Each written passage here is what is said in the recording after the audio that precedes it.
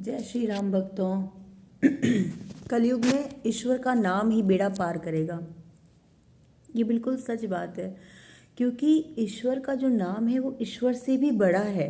ऐसा इसलिए बोला गया है कि अगर हम किसी को भी, अगर हम उदाहरण के तौर पे समझने की कोशिश करें, तो अगर हम किसी को इस संसार में भी पुकारते हैं तो वो हमारी तरफ ध्यान कब देता है? जब हम पहले उसको आवाज़ देते हैं, जब हम उसको बुलाते हैं।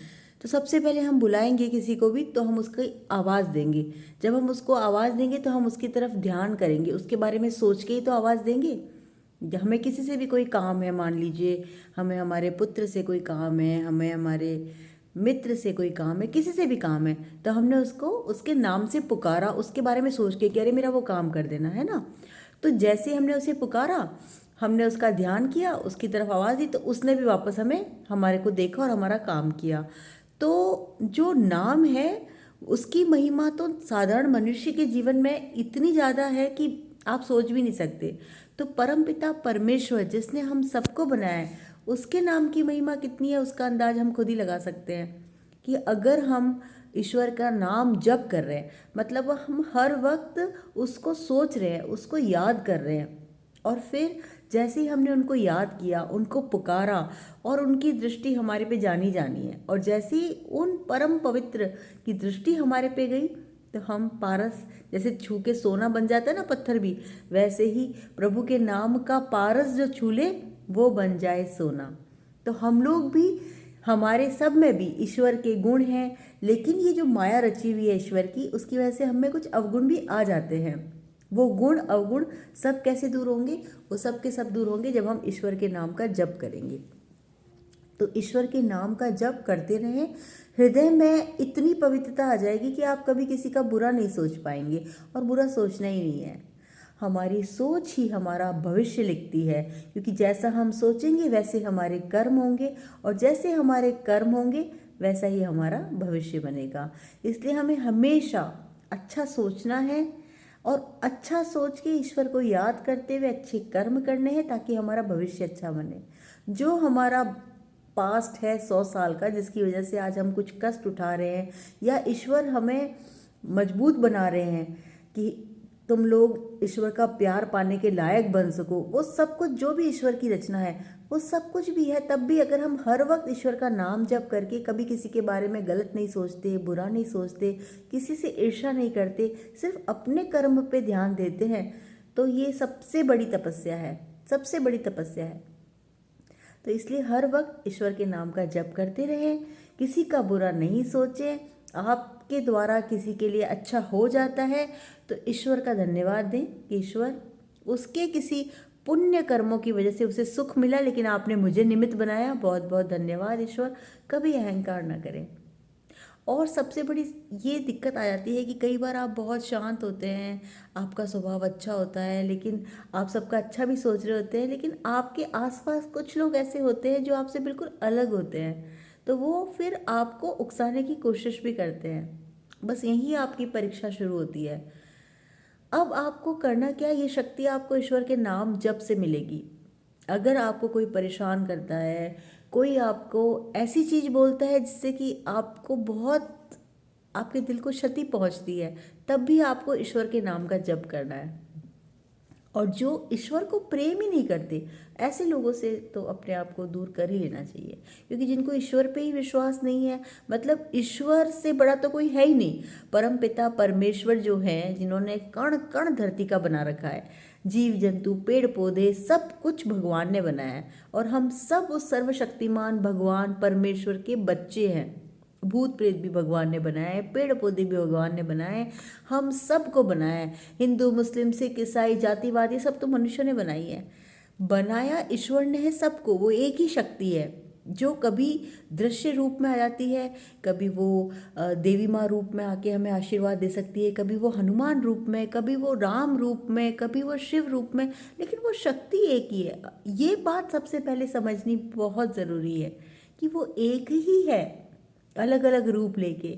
उसको हम कई बार अपने बोल देते हैं कि हमारे खेड़े पे देवता है, हम इनकी पूजा कर रहे हैं। मैंने कई बार लोगों को सुना है कि भाई अगर उनकी पूजा नहीं करी तो वो नाराज़ हो जाएंगे, वो उसकी पूजा नहीं करी, पहले उनकी देवता की पूजा होगी, पहले उसकी पूजा होगी। अरे पूजा तो भगवान की करनी है और देवता की करनी है, वो एक ही बात है। देवता भी भगवान ने बनाए हैं और सब है, सब एक ही। अगर आप उस सर्वशक्तिमान को हृदय में रखते हुए सबका सम्मान करते हैं तो कोई नाराज़ नहीं हो सकता, क्योंकि ईश्वर ने ही सबको बनाया है। अगर आप कहीं भी जाके अगर उस सर्वशक्तिमान को याद करते हैं, मान लीजिए आप खेड़े पे जाके भी याद करते हैं कि हे सर्वशक्तिमान परमात्मा, इस खेड़े के देवता रूप में आप हमारे गांव की रक्षा करते हैं, आपको नमन है, बस खुश हो जाएंगे ईश्वर। तो इसलिए या कोई कुल देवी है तो कुल देवी में भी हे परमात्मा, हे सर्वशक्तिमान, आप कुल देवी रूप में यहाँ पे विराजे हैं, हम आपको नमन करते हैं। कभी आपका कोई नुकसान नहीं हो सकता, क्योंकि आपके कर्म अच्छे हैं। आप कभी किसी से जलते नहीं हैं, नफरत नहीं करते हैं, कभी नहीं सोचते कि उसके पास ये सुख है, मेरे पास ये सुख नहीं है, या वो सबका भला हो, भगवान सबको खुश रखो। आप दो रोटी है तो पहले सोचते हो कि कोई दूसरे का पेट भर जाए, मैं बाद में खा लूँगा। अगर आप इतने महान हृदय वाले बन जाते हैं, जो कि आप बन जाएंगे अगर आप ईश्वर के नाम का जप करेंगे तो फिर आपको कोई तरीके का नुकसान जीवन में होगा ही नहीं। इसलिए हमेशा ईश्वर के नाम का जप करते रहे, भक्ति भावना में डूबे रहें। ईश्वर को आप हर रूप में प्रेम कर सकते हैं। आपके जीवन में कोई भी कमी है, मान लीजिए आपको बेटे रूप में कमी है, तो आप ईश्वर का लड्डू गोपाल रूप लेके या कोई भी करके उसको हर पल अपने साथ रखिए, उससे बातें करिए। जीवन में किसी से बात करने का मन करता है, अगर आपको लगता है कि आपके जीवन में दोस्तों की कमी है, तो आप ईश्वर को दोस्त रूप में पूजिए, ईश्वर को किसी भी रूप में, माता पिता रूप में, लेकिन ईश्वर से सच्चा प्रेम ही आपको जीवन में सुख और शांति देगा। एक जो धन के लिए लोग कहते हैं कि पैसे बिना कुछ नहीं होता इस दुनिया में, पैसे बिना कुछ नहीं होता, अरे भाई पैसे भी तो भगवान ने ही बनाए, और जो पैसे हैं वो सिर्फ और सिर्फ इस संसार की माया की एक रचना है। कलयुग में पैसे उसी लिए कमाइए जिससे कि किसी को सुख दे सके। उस पैसे को कमाने का क्या फ़ायदा जो सिर्फ खुद को भौतिक सुख दे सके, क्योंकि मानसिक सुख और ऐसा सुख जो सदैव रहे वो तो सिर्फ ईश्वर के प्रेम से मिल सकता है। इसलिए मनुष्य जन्म का सिर्फ और सिर्फ एक ही लक्ष्य है, वो है ईश्वर को पाना। इसलिए ईश्वर को पाने की लगन लगा लीजिए। जिसको लगन लग जाती है वो ईश्वर को पा लेता है। तो बहुत सी लगन लगा के देखी, पढ़ाई की लगन लगाई, ये किया वो किया, सब कुछ करके देख लिया, लेकिन जीवन में सुख और शांति सिर्फ ईश्वर को प्रेम करने की जब लगन लगती है और ईश्वर को पाने की जब लगन लगती है, तब असली सुख शांति मिलती है हृदय के अंदर ही। क्योंकि ईश्वर हमारे हृदय में, वही तो बुलवा रहे हैं आज, ईश्वर ही तो है सब जगह। तो परमात्मा को याद करते रहें, और संसार में कोई भी आपके साथ कोई व्यवहार करे तो अपनी रक्षा तो करनी ही है, क्योंकि आपके अंदर भी हृदय में ईश्वर विराजे और कर्म आपको करना है। लेकिन मानसिक रूप से अपने आप को शांत रखिए। देखिए कलयुग में आसपास बहुत तरह के लोग आएंगे, वो गलत को भी सही साबित करने की कोशिश करेंगे, मगर आपको कभी अपने आप को साबित करने की ज़रूरत नहीं है। ईश्वर खुद साबित करेगा एक दिन, क्योंकि आप सही हैं, आपका हर कर्म सही है, तो वो परमात्मा आपका ध्यान रखेंगे। तो सुबह की शुरुआत छोटी सी एक वीडियो के साथ करी है मैंने सबके साथ। सबको मैं यही प्रार्थना करती हूँ कि हम सब एक ही से बने हुए हैं, इसलिए हम उस सर्वशक्तिमान का सम्मान करें और किसी से नफरत ना करें, हम सबको रिस्पेक्ट करें। हमारी जिह्वा पे सरस्वती माता बैठती है, हमारे शास्त्रों में लिखा है कि हमारे खुद के अंदर इतनी पावर है, क्योंकि हम भगवान के बच्चे हैं।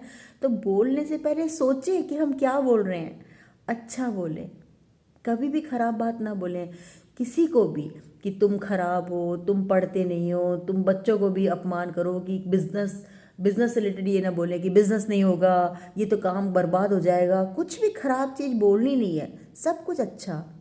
मेरे बच्चे बहुत अच्छे हैं, बहुत पढ़ाई करते हैं, बहुत समझदार हैं, मेरा बिजनेस बहुत अच्छा चल रहा है, सब कुछ बढ़िया है, मेरे पे ईश्वर की असीम कृपा है, मेरे परिवार का हर सदस्य बहुत अच्छा है, मुझे जीवन में बहुत सुख और शांति है और ईश्वर की कृपा है। हमेशा अच्छा बोलिए, खराब चीज़ कभी मत बोलिए, क्योंकि बोल से ही हमारी सोच से बोल निकलते हैं और बोल से ही हमारा भविष्य बनता है। तो बस इस बात को धन्यवाद, ईश्वर को धन्यवाद देते हुए अपना जीवन सुख से बिताइए। जय श्री राम।